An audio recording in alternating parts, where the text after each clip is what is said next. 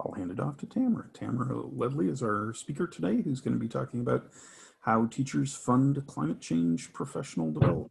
Take it away, Tamara. Okay, I'm going to share my screen.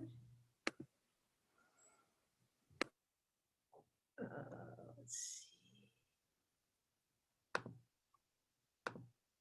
There we go. Oops, I went too far.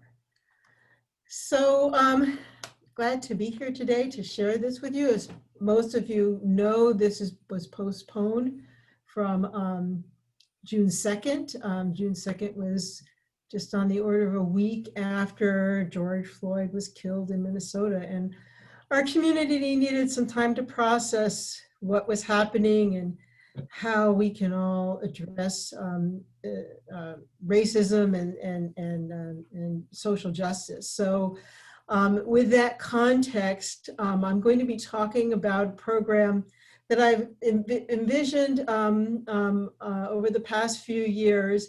And there's two components to that program. It's an ongoing climate teacher professional learning community.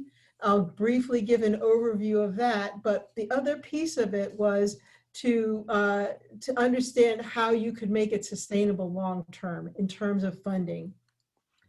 So when in my ongoing work prior to all of this, I had lots of federal grants where we did professional development for teachers around climate change, and we developed curriculum around climate change. And just as we were refining the model of the professional development we were providing, and the teachers would say, I want to bring my colleagues to this next year, there would not be a next year.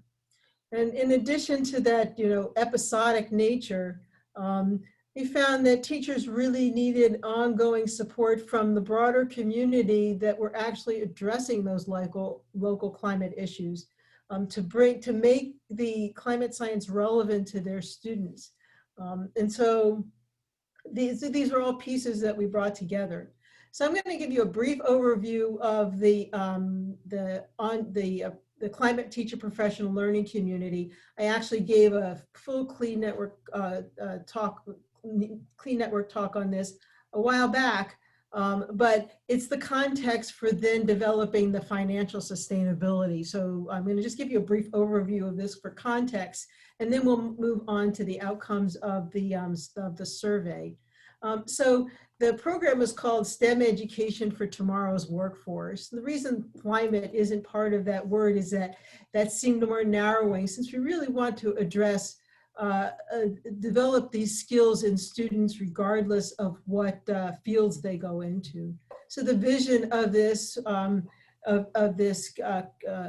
program was that communities and citizens are prepared to address the environmental and technological challenges of tomorrow.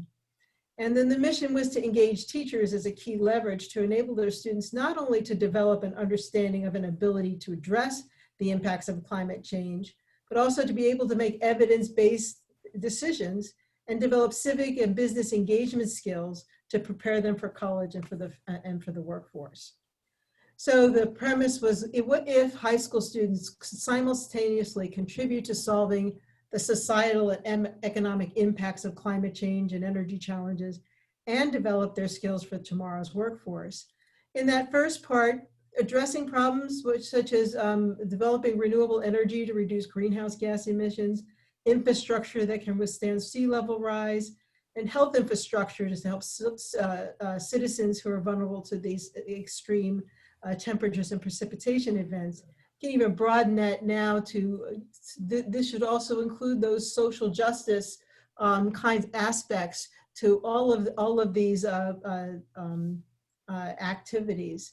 And then also develop their skills as the workforce of tomorrow, their critical thinking and science literacy skills, their civic engagement and business development skills.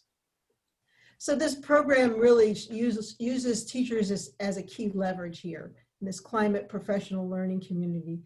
The teachers develop a community of peer support with input and a collaboration with cross-sector experts in their local community. And this ongoing professional development for teachers helps build their knowledge of and abilities in all of these different areas: climate energy science, evidence-based decision-making, data analysis skills, the social impacts of climate change, and partnership development. So this is the vision, the diagram that really provides that vision. The professional learning community is this part up here. It's made up of teachers, so the stars are all teachers in this community supporting each other, facilitated by a teacher leader. Our experience was that you really need somebody within the community, a teacher who has had experience, can facilitate this community moving forward, but supported by this external expertise, the scientists and engineers, as well as the government leaders, businesses, and organizations.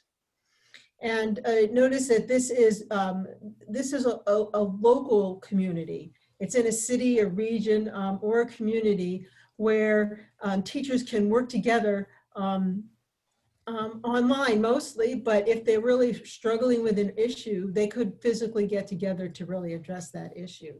And then the longer term vision is that, well, first, all of these teachers in this professional learning community can bring this knowledge and these skills into their classroom for all of their students.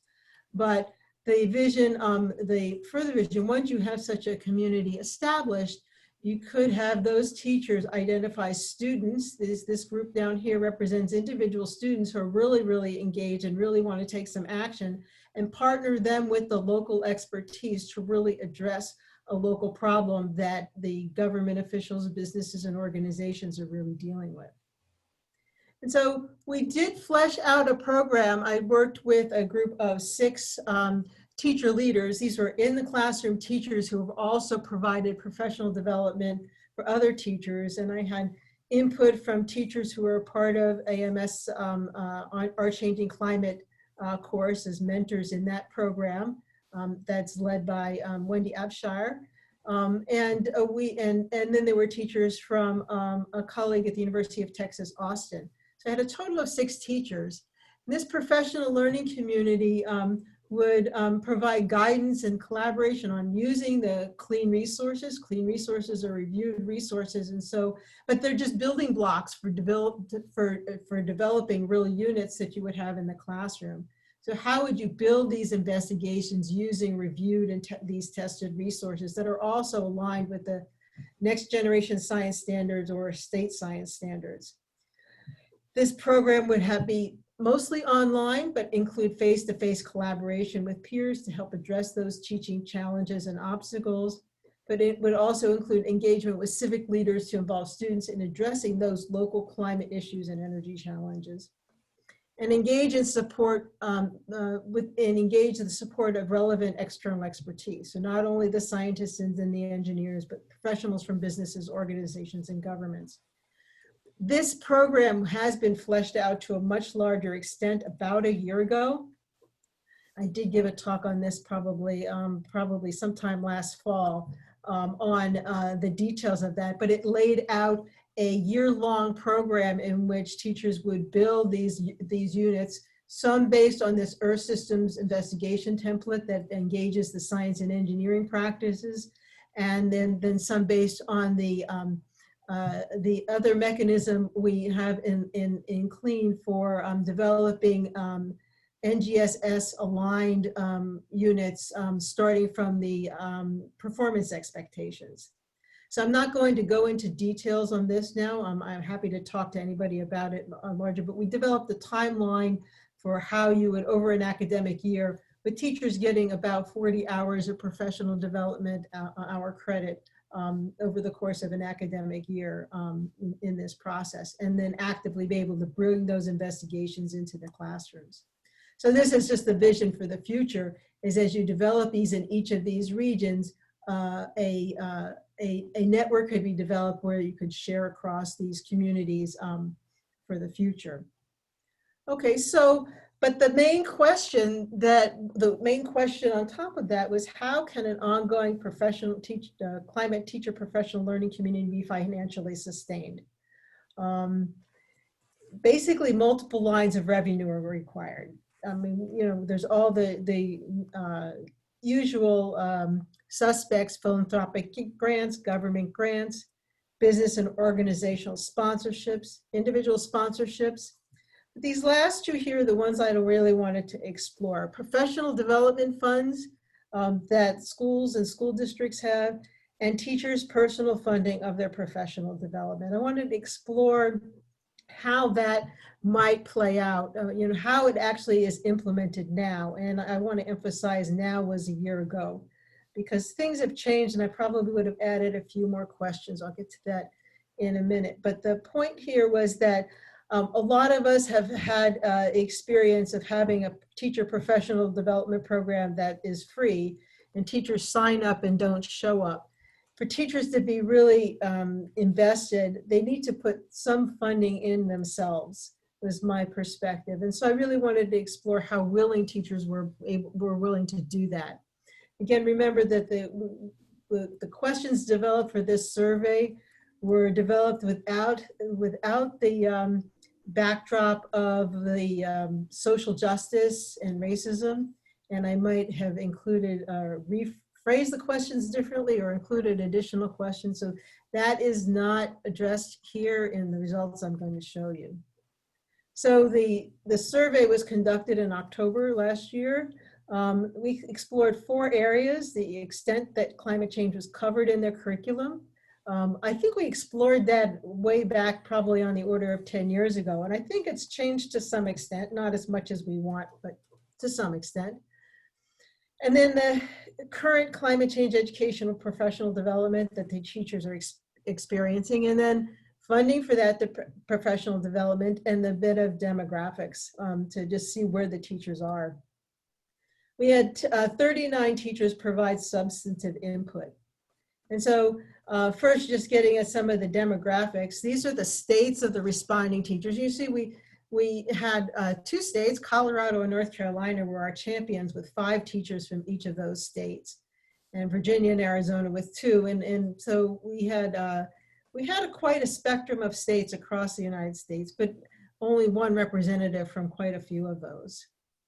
And then we asked what the grade levels they taught by the responding teachers. And so you'll see that there's more than a few more here. So the teachers could pick multiple responses here. So you see the vast majority were high school teachers, with a good number of middle school teachers were among the respondents for the survey. We also wanted to explore what the teachers were actually teaching. So on the left side, these are the range of subjects, with science being all coagulated into one. And we had on the order of 36 teachers teaching science out of the 39. And then a variety of arts, foreign language arts, and mathematics teachers were involved.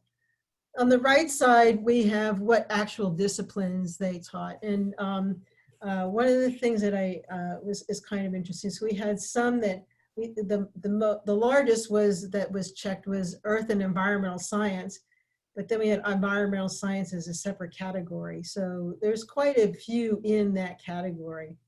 But then there's quite a range of teachers teaching physics, chemistry, climate science itself, biology, careers in technical education, integrated science, and others, and other sciences. So then the question was, is climate change part of the curriculum? And so I think that this is a shift from what we saw maybe on the order of 10 years ago. About 3/4 of them said yes, and only about 1/4 of them said no. And then we looked at the time allocated. Again, I think it's better than we saw on the order of 10 years ago, but probably would like to see more. So you have to, this tall bar here on the other is sort of a conglomeration of a few. So teachers could put in, the respondents could put in something other than the categories that were offered. So the categories that were offered were 1 day, 1 week, 1 month, and multiple months. And you can see we're getting up there with the multiple month, 1 month and multiple months. 1 week and 1 day, we all probably agree, is not really enough. And there were 9 responses for others, and they range from a few days to integrated through the year. So, there's quite a range there. Okay, so what are the challenges of incorporating climate change into classrooms? And these are, the teachers actually provided their own responses. They weren't boxes to just check. So the idea was that we would see what the teachers actually said. So time, funding or technology materials were not available. There's some that said the state refuses to accept that climate change is real, or it's not a priority at the school, or the teacher teaches another subject, or it's difficult to incorporate climate content into other classes. These last two, I think, are challenges, but I think that once you get a vibrant teacher professional learning community that is really active, then those teaching other classes could really take advantage and participate to the extent that it makes sense for the particular class that they teach. So I think that that's something that can be addressed in the long term. So another question was, how often did teachers participate in professional development in the last year? And I did separate these questions into two. One was required professional development, and then voluntary professional development. And so a lot of teachers, what I didn't realize when I asked the question was that sometimes teachers consider when they have a professional development day, they're required to go to talks, and they could be on anything. It don't necessarily, what I was asking about was climate professional development. And it was clear that the responses I were getting for the required professional development were around anything that they were required to sit through. And so there were a lot of responses on this, more than 6 times, because a lot of them had to do something monthly at least, or at least quarterly. So so this required one was much higher than I had anticipated would be. But the voluntary one was somewhat heartening to me that there was quite a few in the 3 to 5 times a year and the more than 6 times a year that teachers voluntarily do climate change professional development. I'm going to ask the question of, are they satisfied with the professional development that they are involved in? And this was coupled with the question of whether or not climate change was in the curriculum. So these are 2 separate questions that I then looked at the intersection of the 2 of them. So when you look at those that are satisfied with their professional development, there's a large fraction of those in which climate change is included in the curriculum. And in all of those cases, the ones that are that climate change is included in the curriculum, though across it, they can be very dissatisfied also with the professional development for those that have climate change are included in their curriculum. Okay, so now I need to give some context to this graphic because it is somewhat confusing, and it's complex. And it actually is not going to answer a whole lot of questions, but could potentially help us think about how to ask the next questions. So they were 2 separate questions. One was, are you satisfied? So the color code here for the bars is the green-blue bars they were satisfied with their professional development. The brown ones and the colors are down here so that you can match them. These brown ones they were somewhat satisfied. The red where they were somewhat dissatisfied, that's these ones here, and the orange is that they were dissatisfied. In a separate question, and then they gave their own responses, not checking off boxes, was what is it that, these are the reasons for satisfaction or dissatisfaction. The thing that's a little bit difficult to dissociate here is they could have said that they were satisfied with it, but the particular items that they listed could reflect both satisfaction or dissatisfaction. So it's an interesting it's an interesting combination here. So some of the things that teachers really wanted to have in their professional development was they needed it to be relevant to the local context, and they want the quality of the professional development to be increased, or they need more professional development. the professional development has had quality materials and instructors.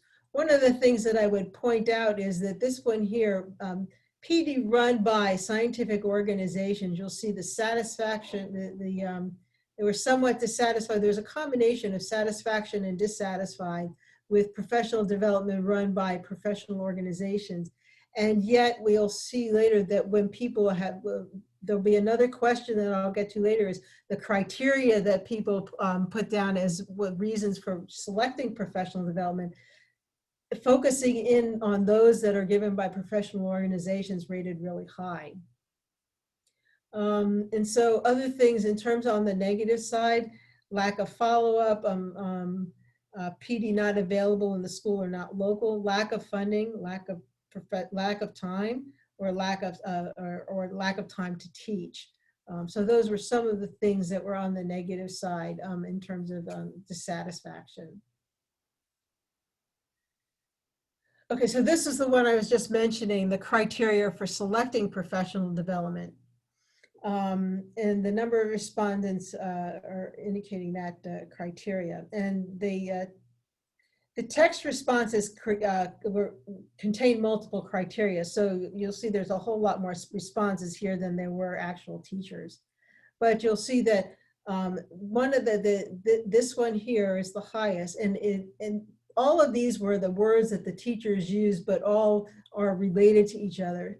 So whether it was about content, the relevance, personal interests, improving teaching, or benefiting students, that was one of the main reasons for selecting a particular professional development program.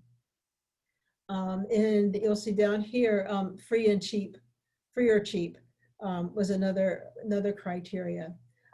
Other things that teachers looked at were the mechanism for selecting it. So this is where professional organizations came in. It's provided by the professional organizations or by the school district.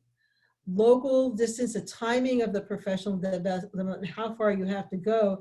This is actually something that I've thought about a lot now, this local or how far somebody had to travel for professional development. Given the shift now since COVID and lots of in-person events being canceled, this issue may become more moot as professional development moves more online. And then this timing, being on the weekend or during the summer, is another piece. Okay, so this was funding, how are fees for professional development paid? And you'll see the overwhelming number of responses was they pay for themselves. And the teachers could check multiple ones. So they could have said they paid for it themselves and they also request funds from someplace. So this I actually found was a little bit surprising to me, because a lot of the professional development programs that I led, we paid stipends for, to the teachers for. So I was a little surprised to see that so many teachers were willing to pay for it themselves. Then they request funds from a lot of different places, from the school administrator, or apply for a grant outside the school, or request funds from the school district, or request professional development funds from the school itself. Some of the comments in addition were interesting in the sense that sometimes teachers were not able to get those funds from the school because the priority that might nearby be professional development for language arts, and that's the only thing that would get funded. So teachers weren't even able to do it on an ongoing basis in a lot of cases. Okay, so this gets at the bottom line question. How much the dollars teachers can apply for or willing to pay personally for professional development. And so the red bars are the amount that teachers can apply for, and the blue-green bars are the amount teachers are willing to pay personally. And so you can see here that in terms of paying personally, we found kind of the sweet spot here at about $300. Some teachers, the largest number of teachers other than that is actually a little bit higher, the $300 to $500 range. And so, so there is an amount that teachers are willing to pay for their professional development.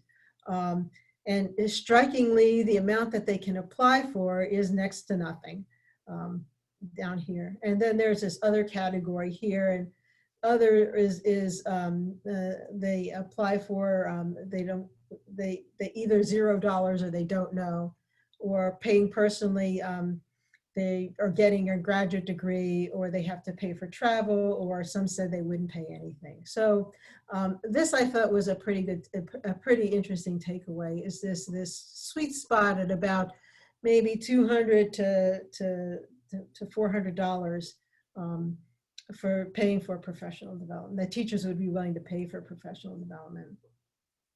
We also asked the question of, would teachers dependent on receiving a stipend? Because I know that when I applied for federal grants, if you didn't include enough of a stipend, we were told that the teachers wouldn't participate at all. And as it turns out, that more teachers don't look for stipends than do for their professional development. And then if yes, that basically enough to cover expenses. Some were looking for more than that, and some were just looking for whatever it costs to pay the substitute teacher if they had to take off from school. Okay, and then the other question, another question was the frequency teachers supplement their professional development. So how much do they, do they have to add funds to whatever it costs? And the overwhelming majority said always or often. And so again, teachers are putting in their own money into their professional development. And so then I asked the question about whether these teachers would be interested in participating in a climate teacher professional learning community. Now I want to give you the context that the teachers, they had access, I believe, to a link that described the program, but they really weren't introduced to it formally. So, because this was the survey was getting at more at what they were, what they were involved in an ongoing basis. But the majority of teachers said that they would be interested in a professional learning community. And then I explored crossing that with whether or not climate change was included in their curriculum. And as you might expect, they were more interested, the largest one was climate change is included in the curriculum, and they're interested in the ongoing professional development. Okay, so this is looking at the same question, but crossed with their satisfaction with their current professional development. And as you can see, those that are satisfied with their current professional development are also interested in this ongoing professional learning community, as well as those that are dissatisfied with their current professional development are interested in an ongoing professional learning community. So the major takeaways from this are that most teachers participated in multiple required and voluntary professional development activities a year, more than 3 to 5 events per year. The top criteria for selecting professional development was the content or relevance, how cheap or free it was, offered by scientific or professional organizations, and whether it was local and what the timing was. So the timing refers to whether or not it was on the weekends or during the summer versus during the school year. And another takeaway is that teachers often pay for professional development themselves, and they are willing to pay on the order of $300 for quality professional development. And most teachers often or always supplement the cost of their professional development. And teachers are generally interested in this ongoing climate professional learning community.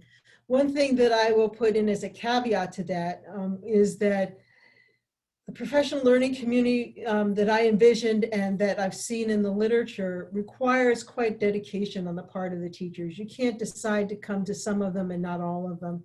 You have to really continually engage in the professional learning community to contribute to it as well as benefit from it. So that's a caveat to that. And I'm looking to eventually to pilot one of these professional learning communities, and right now looking for a place to actually do that. So thank you very much, and I'm happy to take questions. And this slide I didn't change, so it has the original date on it. Hey, Tamara, thank you very much. Unfortunately, I have to go to a son's advisor meeting in 2 minutes, so I'm just going to jump real quick. Sorry, Don. The one of the questions I had here, and there's been an active chat about some of the elements here, so you've definitely stimulated us. But the funders that you were looking at, I don't believe you really looked at that, but what I would imagine one of the things I've heard over and over and over again is that the funders don't hold the priority that you're looking at, and they definitely don't have a sustained commitment. Right. Does that resonate with you? Oh yeah, absolutely. And that's why there needs to be that multiple lines of revenue. Yeah. And they have to occur concurrently. So, so no, I did not explore those with this audience because I was really wanting to know how the teachers fund their professional development. Right. But for one of these communities, I'm I didn't want to really get a federal grant to get this started because that's what we always do. And I didn't want to always rely on that. I'm not against getting federal or state money. I just wanted to explore these other avenues. Unfortunately, I don't have the expertise to put together the business model that can help make that happen. And organizations in which I've seen where they raise significant money to fund something in an ongoing way, they have a dedicated staff whose job it is to raise the money and different staff that runs the programs.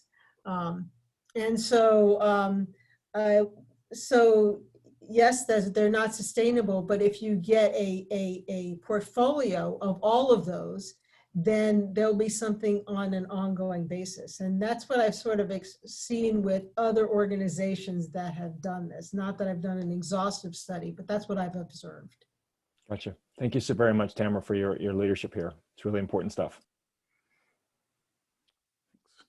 So there are quite a few questions and comments in the chat. Frank's was, I think, the first one I asked. So he just asked that and popped off. And then Anna asked, are they looking for graduate credit, or is professional development credit similarly attractive? So I'm going to just stop my screen for now so I can actually see the questions. I think that I tried to explore what was required in the different states.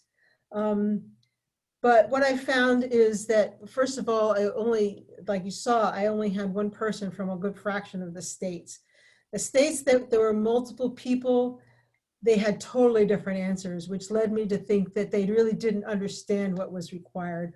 What I do know is in Massachusetts, since teachers are required within 5 years of their initial license to get a master's degree, I think it's a combination. I think of most of the teachers, if they're past that what I'll call tenure kind of period, getting the master's degree, then they don't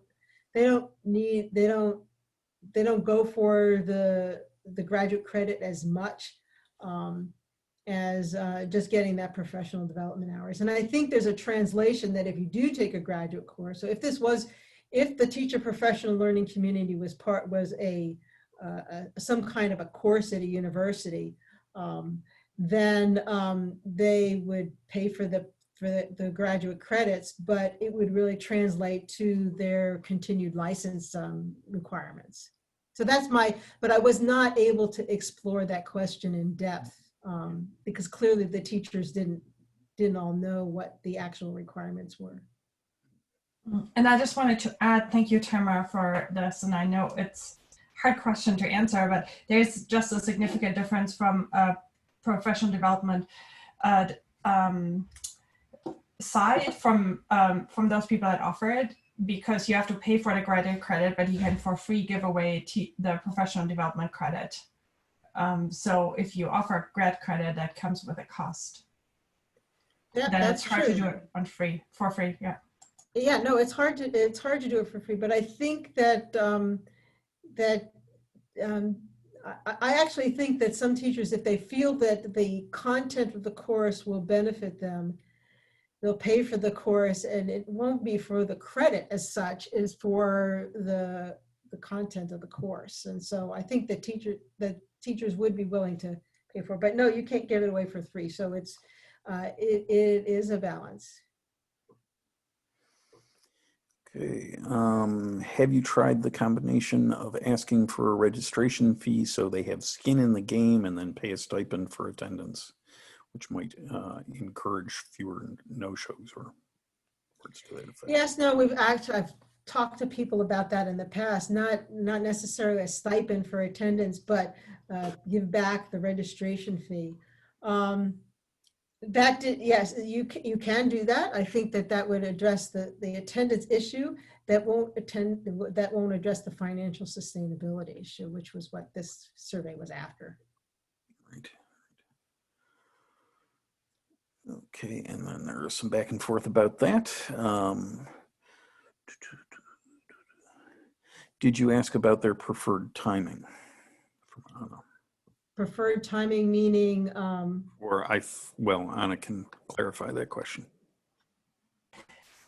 Yeah, you said it would be depending on the timing when people would like to attend, and you gave the comment that it could be weekends or summer. And so my question was, it wasn't clear to me where the preference was. Do teachers like to do a weekend course, or do they not like to do it and rather take professional development days? Those were self-answered. So those were open, teachers offered that.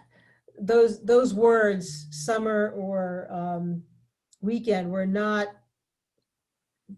check boxes, so that I could not, so I didn't get that information from everybody, just the ones that offered that. So I can't say whether there's a preference for one or the other. So that's basically the answer there. And then I was actually going to ask Wendy to comment on the data stream stuff, and she put in a longer comment. Wendy, do you want to just talk about what you put in the chat there? Yeah, well, I mean, the essence is you evolve and adapt, and you try to make it sustainable. It's an ongoing challenge. I mean, we used to have, the programs were stood up for 3 graduate credits for teachers to learn more about weather, ocean, and climate science in semester-long courses or summer opportunities that were very intensive. And the grants used to cover all the costs. And then that was no longer true. So a business model was stood up to share that curriculum in an undergraduate realm that would help support the K-12 teacher activity through the sale of curriculum to undergraduates, which is now that business model is constantly evolving. The federal grants still underwrite the program. And at AMS specifically invests our own support. And we now pass along some costs to teachers as well. And that varies based on the grant level support for the individual courses. So what's the order of magnitude?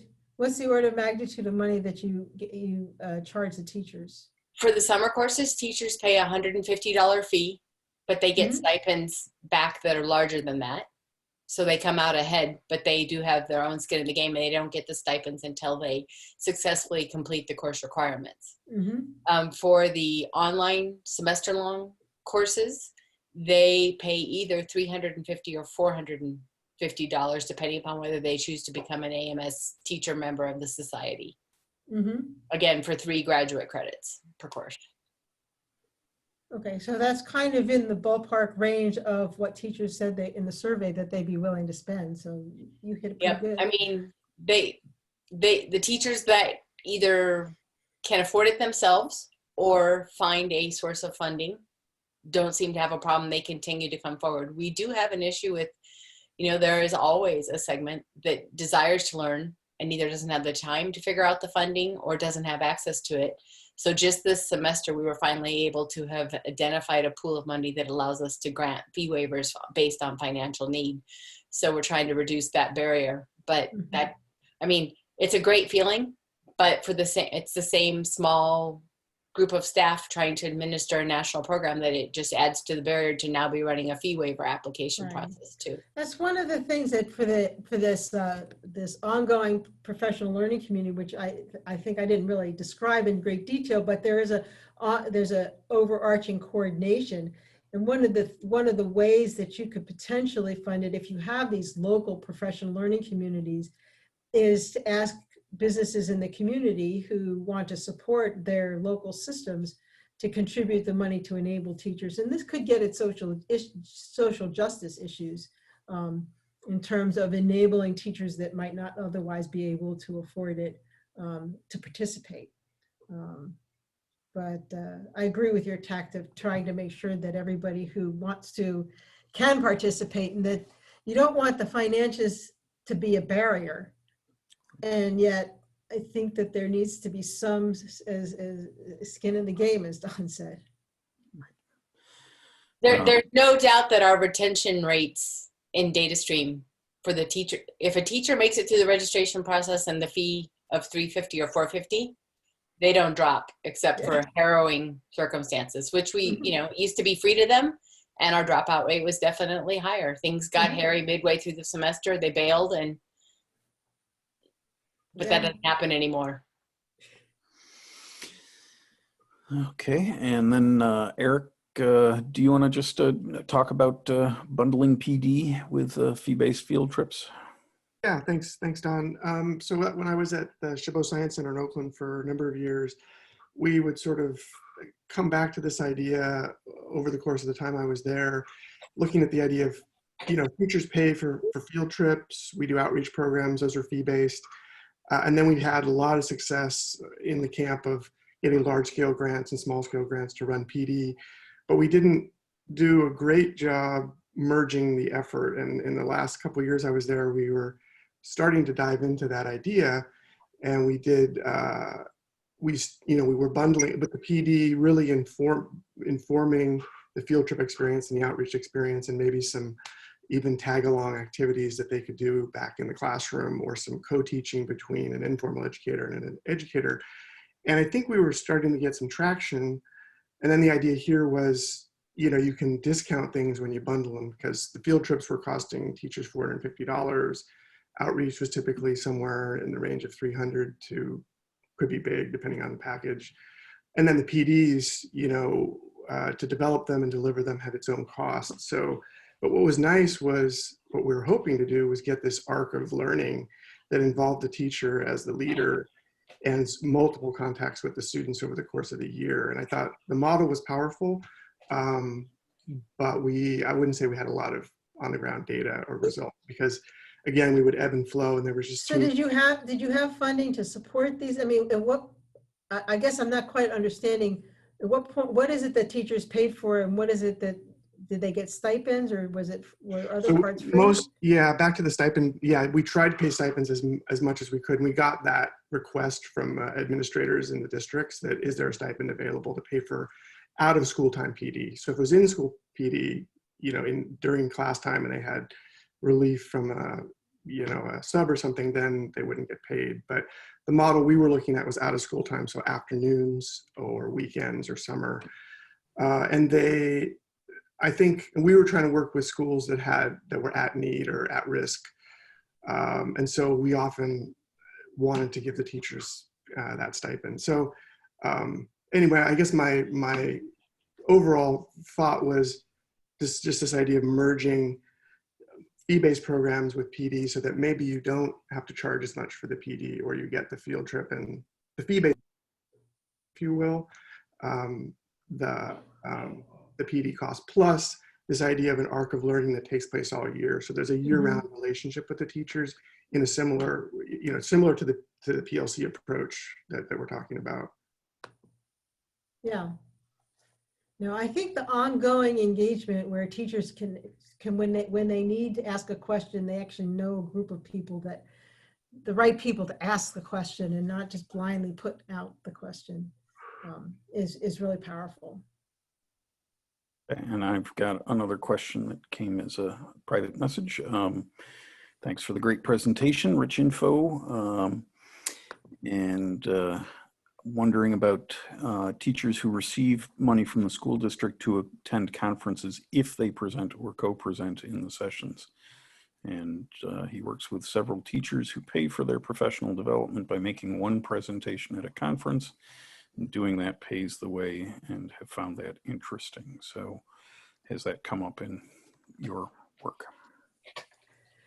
Outside of the survey, I didn't explore that particular thing within the survey.